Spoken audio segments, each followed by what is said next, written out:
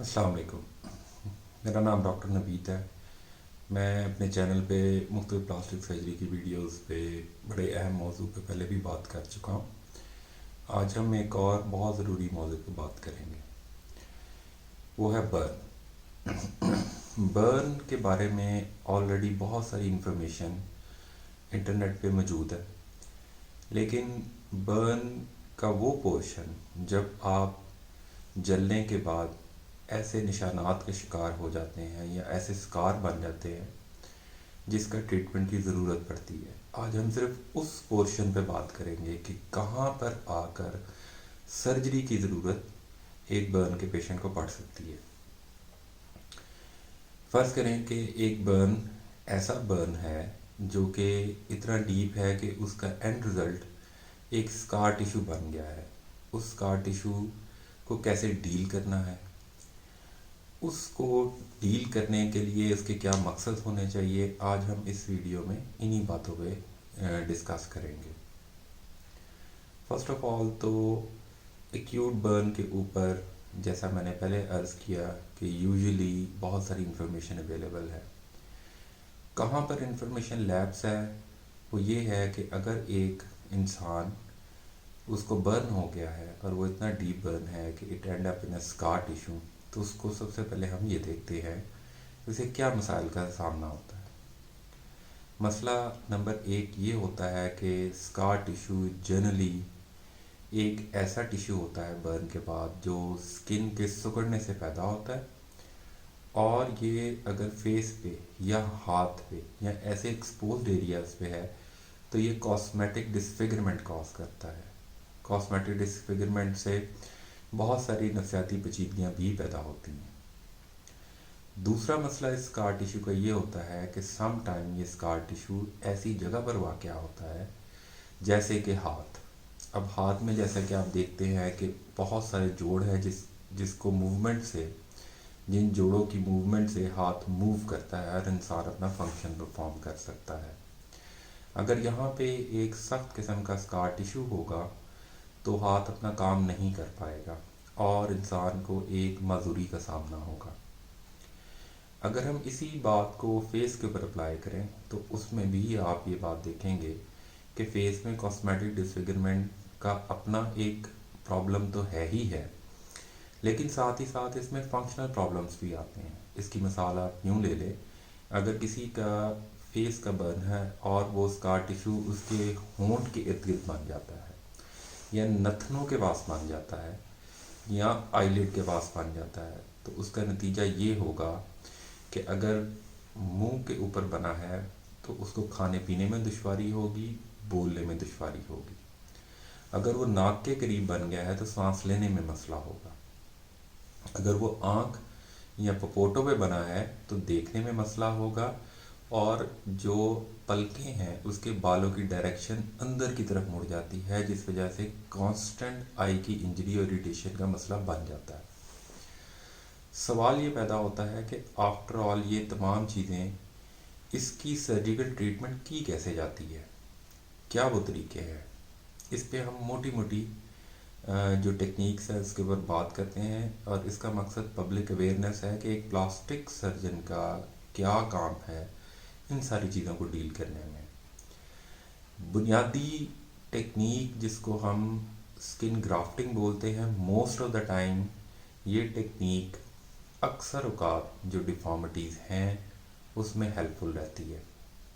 Skin grafting क्या है, जिसको हम जल्द की पेवंदकारी भी बोल सकते हैं। स्किन ग्राफ्टिंग ये है कि जहाँ से नॉर्मल स्किन जल गई है वहाँ पर किसी जिस्म के और हिस्से से, जहाँ पे स्किन नॉर्मल है, जैसे थाई है, एब्डोमेन है, थाई यानी कि टांग, एब्डोमेन यानी कि पेट, वहाँ से एक बारीक परत जिल्द की लेकर वहाँ पर लगाई जाती है ताकि पेशेंट की फंक्शनल प्रॉब्लम्स को दूर किया जा सके। Same is the case with cosmetic disfigurement. Cosmetic disfigurement face के लिए भी स्किन का ही इस्तेमाल होता है, लेकिन इसमें जनरली परतें जो जिल्द की ली जाती हैं वो बहुत ज़्यादा मोटी होती हैं, ताकि जो बारीक परत वाली जिल्द है उसके मुकाबले में मोटी परत वाली जिल्द एक बेहतर रिज़ल्ट कॉस्मेटिक दे सकती है। اگر کسی انسان کا پورا فیس یا 90% یا میجر پورشن جل گیا ہے تو یہ ڈفرینٹ سٹیجز میں سرجری ہوتی ہے. ایسا ممکن نہیں ہوتا کہ ایک ہی سٹیج میں ساری کی ساری سرجری کی جا سکے. اس کی ریزن یہ ہے کہ ہمارے ہاں جو سکن لینے کا موسٹلی پروسیس انوالو ہے ہمارے ملک میں، وہ ہم پیشنٹ کی اپنی ہی لیتے ہیں. گو کہ آرٹیفیشیل جلد بھی اویلیبل ہے لیکن وہ کافی مہنگی پڑتی ہے. وہ بھی ایک طریقہ ہے جس سے ہم یہ پرابلم کو سالو کر سکتے ہیں. اب اگر کاسمیٹک ڈسفگرمنٹ کے پورشن پہ بات کی جائے فیس کے اوپر خاص طور پر، تو فیس کے اوپر ایک پلاسٹک سرجن انڈرسٹینڈ کرتا ہے کہ فیس کے بہت سارے چھوٹے چھوٹے یونٹس ہوتے ہیں. یہ جیسے میں ویڈیو ریکارڈ کروا رہا ہوں، ساتھ کوشش کروں گا کہ اس یونٹ کی پکچرز بھی آپ کے سامنے آئیں تاکہ آپ سمجھ سکیں کہ فیس کی یونٹس ایک جگسا پزل کی طرح ہوتے ہیں، اور ایک پلاسٹک سرجن ڈفرینٹ جگہوں سے جلد لے کر جو میکسیمم فیس کے ساتھ میچ کرے. جنرلی اگر آپ فیس کو دیکھیں تو اس میں جو میچبل جلد ہے وہ آپ کی نیک کی جلد ہوتی ہے. وہ جلد لے کر اس یونٹس میں ڈفرینٹ یونٹ کو ریکنسٹرکٹ کرتا ہے اور اس کی سوچر لائن یعنی کہ ٹانکوں کے نشان جو ہیں وہ صرف اس جگہ پر آتے ہیں جہاں پہ یونٹ کا اینڈ ہو رہا ہو. تو اس طرح فرق یہ پڑتا ہے کہ کاسمیٹک ڈسفگرمنٹ میں ڈراسٹک امپروومنٹ آ جاتی ہے. اگر ہم اسی طرح ہاتھ کی بات کریں تو ہاتھ میں کاسمیسس کا اپنا ایک امپورٹنس ضرور ہے، لیکن ساتھ ہی ساتھ ہاتھ میں جو سب سے اہم چیز ہوتی ہے وہ یہ ہوتی ہے کہ ہاتھ ایک بہت بڑی معذوری کا باعث بنتا ہے اگر جو جلد سکڑ گئی ہے یا اسکار بن گیا ہے وہ جوڑوں کے ارد گرد بن جائے.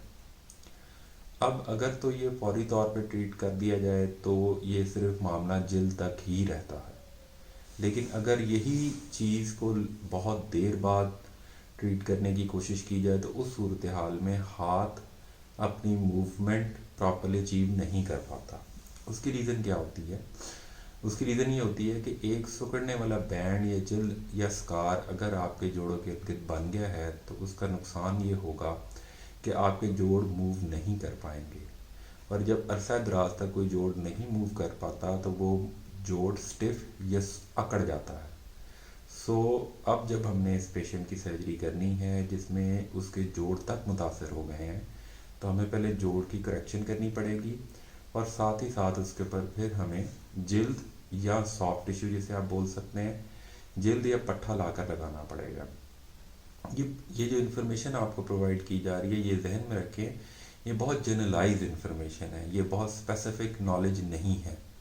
اس کے علاوہ اور بہت سارے طریقے ہیں جس میں ہم برن کے ٹریٹمنٹ کے لیے پورا گوشت کا حصہ یا نرو اگر کسی کی نسیں کٹ گئی ہیں اس کو ٹرانسفر کر سکتے ہیں تاکہ ایک فنکشنل انڈیویجول جو ہے وہ معاشرے میں ہم پرووائڈ کر سکیں.